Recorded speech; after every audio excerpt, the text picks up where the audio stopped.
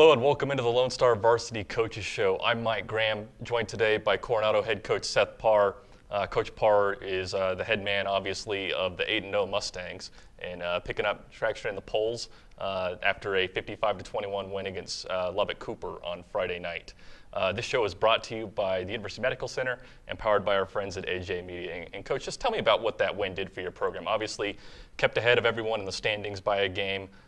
But it had to feel good beating a solid team year over year. Well, just being able to handle a big win from a year ago, coming off the Monterey game, we didn't feel like we put our best effort forward against Lubbock-Cooper, and just having guys that have experienced that and been able to learn from that, that was a huge test for us, and they handled it really well. So we were proud of how they performed. What we want to show you today is just a couple of plays from the game that helps swing it in Coronado's direction. And play number one is a screenplay, and I believe this one went for a touchdown.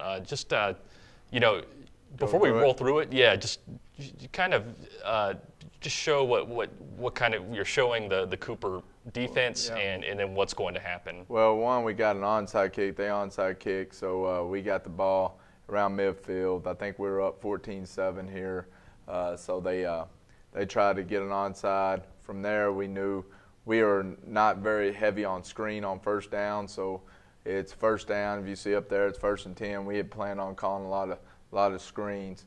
They do a little bit of different defense. They got a 3 stack with you got 1, 2, 3 DBs, and you got 2 corners, so they're going to drop 8. We knew that we'd get this guy to come down almost in a cover 2. That would make our block with our slot receiver pretty good.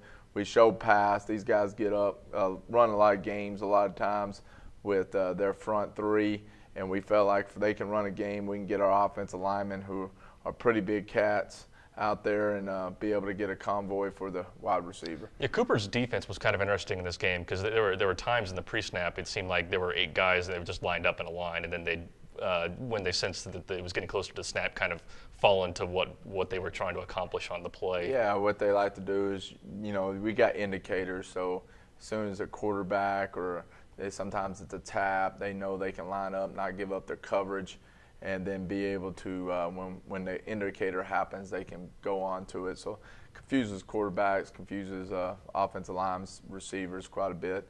How we try to do it is get up there and hurry up, and then get all of our indicators. We make sure our quarterback has his hands up, ready for taking snaps as soon as the ball's going. We don't tap. We don't do anything like that.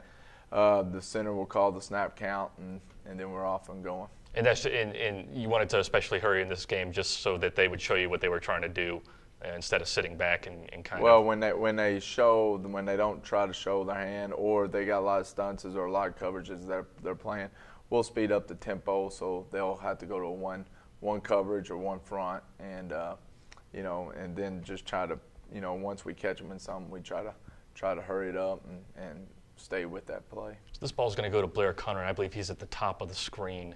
And look at that. There are 4 blockers on one linebacker. Yeah, and see what we got. If you watch, the key block is this receiver. If we rewind it just a little bit, if the receiver's right here coming on at the corner, we knew the corner was going to come up, so we had that D-lines trying to get to the Q. We fake a quick game over here, a play that we run quite a bit, and then now we got, once you say 4 guys, and then we got to get 3 guys blocked, and Blair's pretty good with the football in space. It looks like a combination of blocking and Blair's natural speed. He's had a phenomenal season. Yes. So, anytime we get the ball to Blair, we feel like it's going to have a chance to get a big play or get a good score. We'll just run that one more time.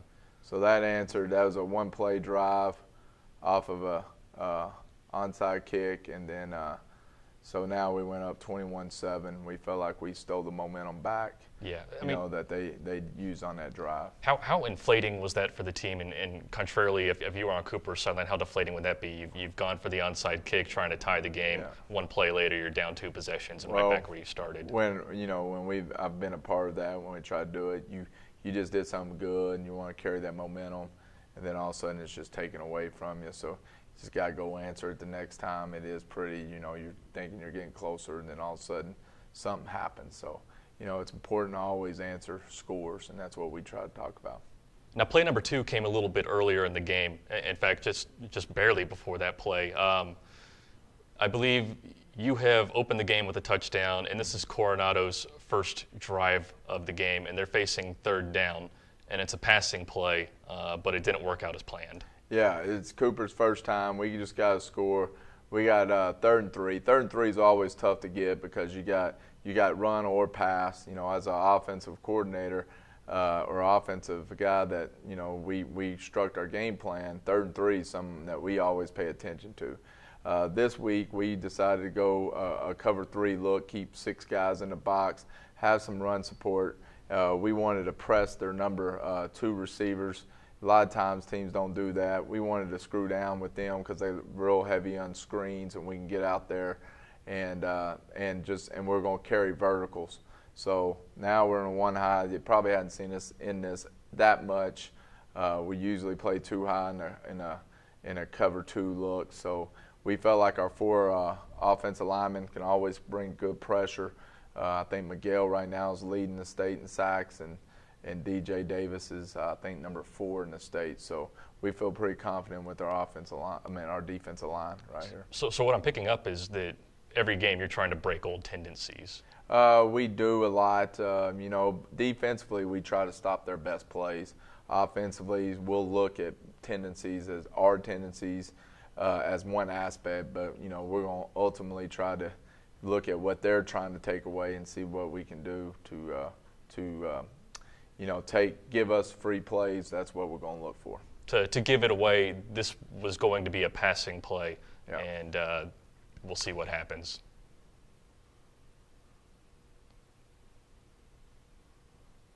So the pressure's okay. Looks like Garcia broke through, yeah. And that forced the quarterback out of the pocket a little bit. Someone else got him, and then he panicked. Yeah, if you rewind it, we go to the very beginning.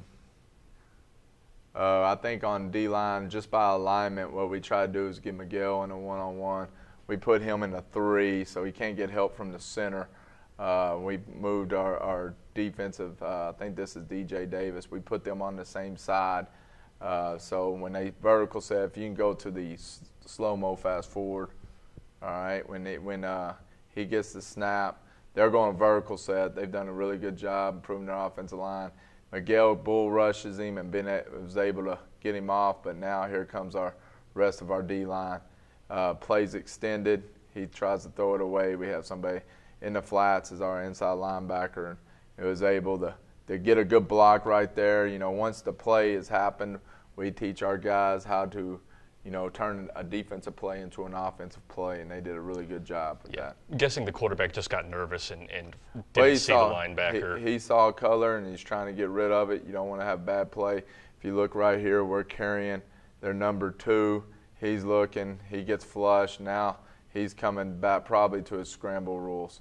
You don't ever want to take a sack. Probably just didn't see him, and or trying to throw it out of bounds. And they set a wall really fast on the way in. Yeah, we go against each other quite a bit, and when they pick that off, they let us know in practice that they did, and they always try to get the convoy, something they work on every day. And that made the game 14-0, which Cooper would come back and score the touchdown and then attempt the onside kick to get even. Yeah, yes, sir. Well, play number 3, the game's gotten a little bit out of hand, but Cooper's working on some cosmetics here, and they're attempting an extra point kick. It didn't work out as planned, and you end up with a 2-point conversion on this play. We always take pride in our special teams, and our coordinator, Theo Hodnick, does a great job, and so does our defense coordinator. His name's Thomas Walzer, and our offense coordinator's named Efren Ramos. They all do a great job putting plans put together and carrying them out. This is something we work on every day in practice right at the beginning, and it's our field goal block team. Usually on team dinner, whoever eats first wins the field goal block team. We got different starters for each team, so it becomes pretty violent. We got a Florida, what we call Florida, is probably coming from the left, a block from the left.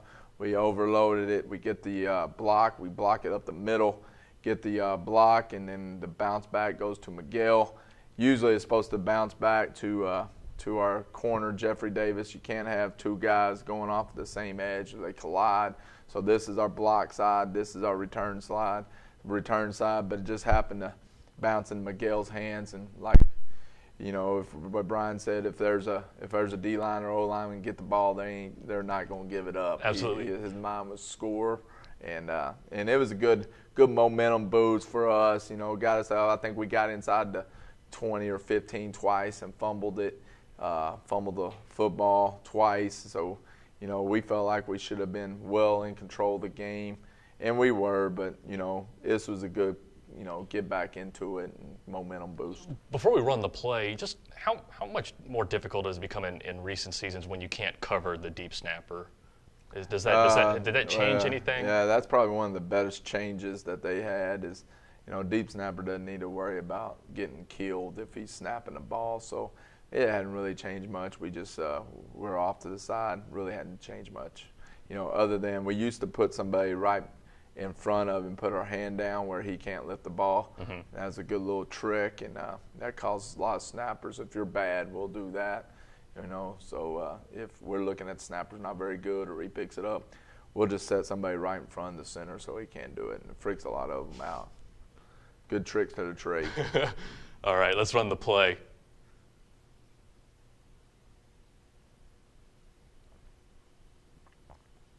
Miguel can turn speed to power really good, so his get off, you see, split him. Yeah.